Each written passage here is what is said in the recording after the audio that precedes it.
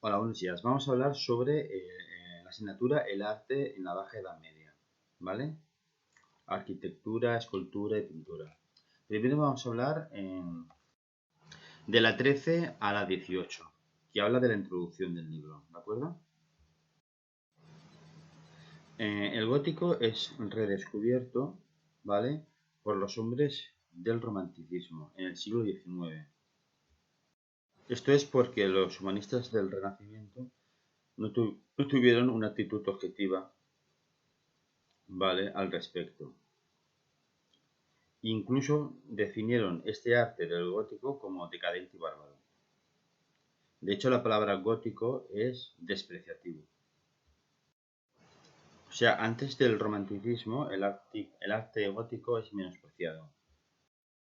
Entonces el romanticismo lo redescubre y entonces se amplían las obras de restauración y finalización de estos edificios góticos, algunos inconclusos. Esto del gótico incluye desde mediados del siglo XII hasta comienzos del XVI, que es cuando se inicia el Renacimiento. Las artes que se incluirán al estudio son la arquitectura, la pintura y la escultura.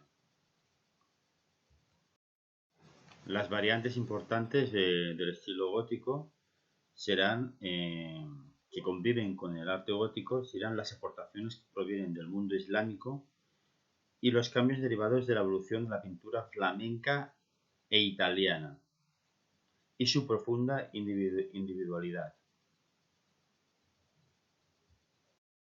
El primero de estos temas, que habla del arte de la Alta Edad Media, en ese se exponen síntesis sobre la formación y desarrollo del arte medieval a partir de ejemplos del arte cristiano occidental, islámico y bizantino.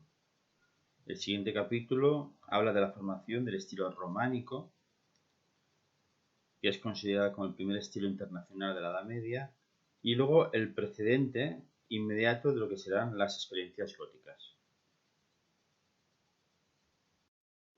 En la segunda parte del tema habla sobre la Baja Edad Media, ya en la Baja Edad Media, conexiones del arte con la espiritualidad, y todo esto se concreta con la catedral gótica y la ciudad medieval, donde en este momento de la Baja Edad Media se desarrolla lo que es la escolástica, ¿vale?, y el nacimiento de las universidades. La catedral se va a explicar como un espacio gótico, ¿vale?, diferente del espacio románico anterior. Se analiza con el gótico un nuevo sistema constructivo, ¿vale?, y los elementos arquitectónicos, sin olvidar la interpretación simbólica de la catedral, la función mística de la luz y los usos sociales del edificio, ¿vale? Se estudiará la ciudad, su estructura urbana y los elementos que la integran, en la parte bajo medieval. El tema tercero, la arquitectura gótica del siglo XIII, las grandes catedrales. Analizará el origen de la arquitectura gótica en Francia, su desarrollo y fases. La arquitectura francesa se transforma en la abadía de Saint-Denis, que fue el panteón de los reyes de Francia. Ahí está la importancia, donde en la reconstrucción de la planta y la cabecera, emprendida por el abad Schubert. En estos momentos, en esta Baja Edad Media, se hace notar el poder real, y existe una clara intencionalidad política frente al clero anterior al cluniacense, a la nobleza feudal y frente a la renovación cisterciense. Entonces, a partir de ahí, de la abadía de Saint-Denis, con el poder real, ¿vale?, sobre el resto de poderes, se da paso al gótico preclásico, hasta que en Notre Dame, 1163 se utiliza por primera vez el arbotantes. Y ahí se empieza ya a no ser tan preclásico. Entonces el estilo del gótico ya clásico sí que se afianza no tanto en Notre Dame, sino en las catedrales ya de Chartres, 1194, de Reims, 1211 y de Amiens, 1220, que serían los ejemplos de la edificación gótica clásica. Después este gótico clásico va a derivar, estamos hablando de Francia, va a derivar luego en el gótico, en una mayor excelencia, en el gótico radiante, cuyo ejemplo es Saint-Chapelle de París. El cuarto tema, que habla de la arquitectura gótica ya en los años ya de la Baja Edad Media del 14-15, ¿vale?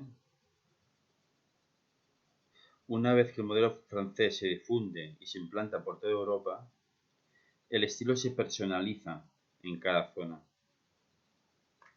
En Inglaterra, por ejemplo, la tendencia decorativa se llama el estilo perpendicular, que pueden ser pues las catedrales de Canterbury, Bristol y Winchester.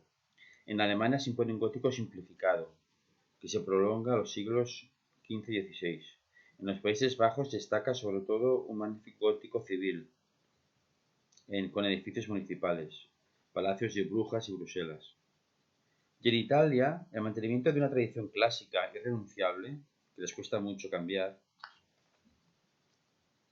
y la rápida aparición de modelos cistercienses determinan un gótico marcado por la horizontalidad y la planitud. Utilización de bandas horizontales de colores alternados, ¿vale? Eso sería en Italia. No quieren dejarlo clásico, les cuesta. Y luego en Portugal se adopta el denominado estilo manuelino, mucho más tardío. Y en España también, en el siglo XV y XVI, la interpretación del gótico en Castilla deriva de unos artistas traídos de fuera, alemanes o flamencos, que introducen ya formas tardogóticas, porque ya tenían mucha más experiencia, ¿vale? Dando lugar a una arquitectura totalmente independiente de la francesa, para crear un estilo propio, que podemos decir gótico isabelino, de los Reyes Católicos, o actualmente que se intentan denominar más estilo tardogótico, como el resto de países pues que han llegado mucho más tarde, como puede ser Portugal, ¿vale? Como puede ser incluso Alemania. Entonces la fase final del gótico evidentemente acaba en una pujante arquitectura civil, con flamantes edificios, de diferentes poderes, no solo el religioso, sino el nobiliario, el regio o municipal. Aquí la introducción de la arquitectura. Ahora vamos al desarrollo de la escultura gótica. Desde sus orígenes también empezamos por las catedrales francesas, donde la arquitectura va a ser el espacio y el soporte de las imágenes de la escultura gótica.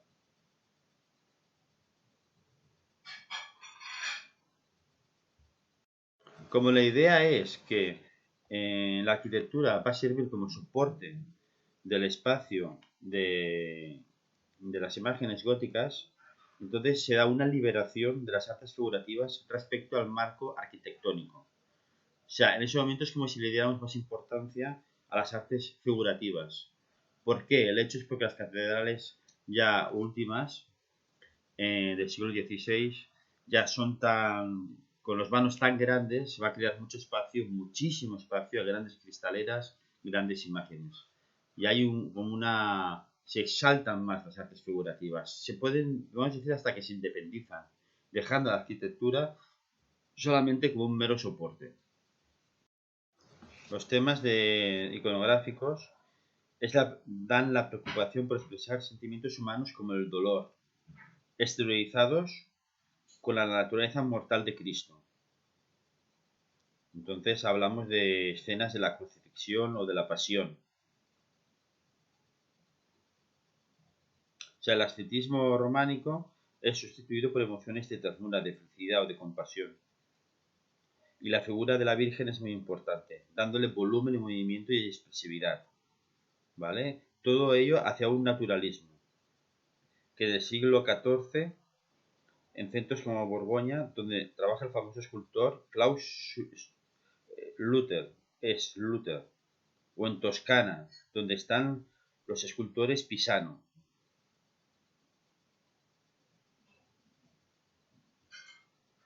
Que hacen que un clasicismo italiano desemboque al final en el Renacimiento, gracias a Pisano.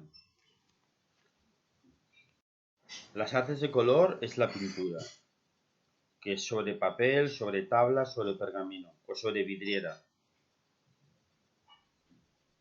La vidriera es como elemento transformador del espacio interior de la catedral y configura un muro translúcido como soporte iconográfico. Está la técnica del teñido de trozos de vidrio. En la pintura sobre tabla habitualmente se inserta en un retablo. Las escenas se constituyen como símbolos de una realidad natural en medio de un mundo sobrenatural, que se expresa ese mundo sobrenatural sobre los fondos dorados, que hace brillar. Las figuras son planas, ingrávidas, sin referencia a la realidad, tratando de crear un espacio simbólico desvinculado del entorno. La secularización de la cultura, el nacimiento de las universidades y el crecimiento de los centros urbanos. Afecta mucho al estilo de la miniatura del tema religioso,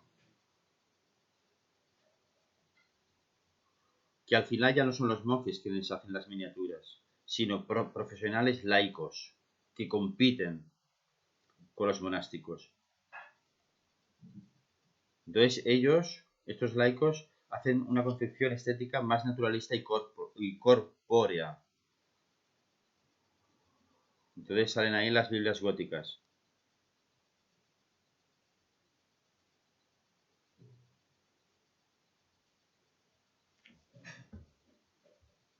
Entonces en el siglo XIV,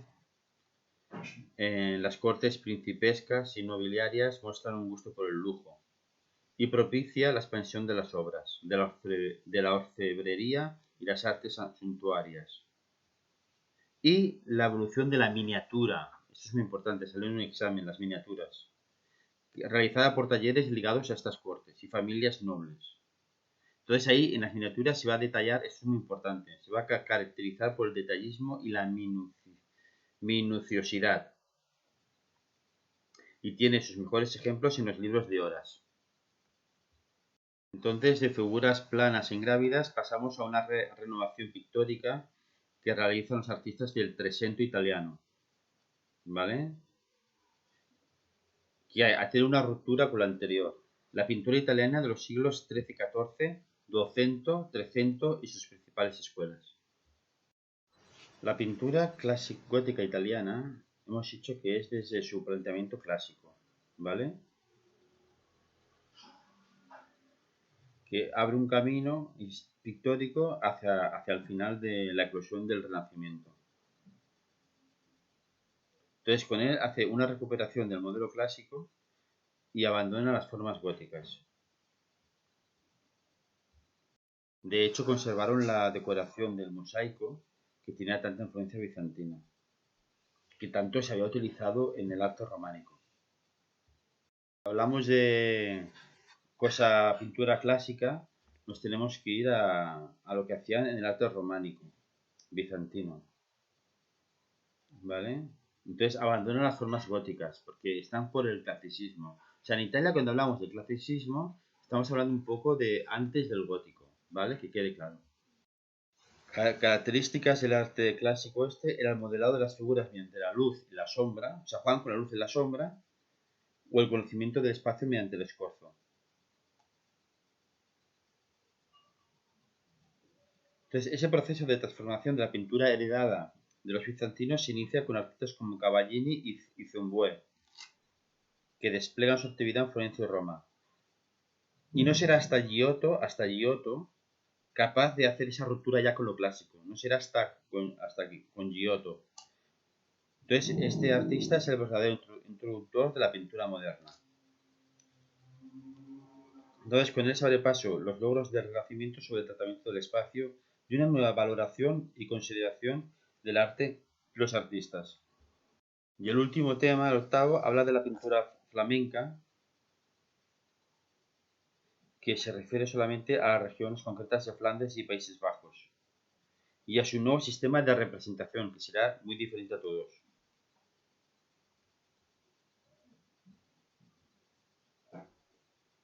Al mismo tiempo que en Italia se están produciendo primeras experiencias de renovación pictórica, en Flandes se inicia las formas del gótico internacional, el estilo flamenco, también llamado de los primitivos flamencos, y desarrollan sobre todo la pintura al óleo y el sentido burgués y realista de la sociedad flamenca.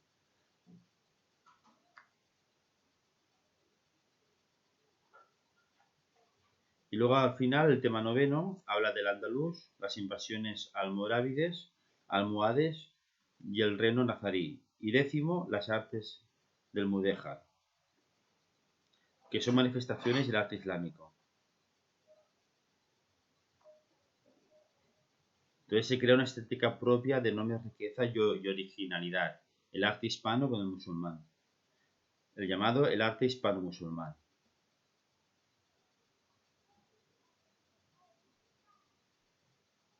del siglo XI y XVI.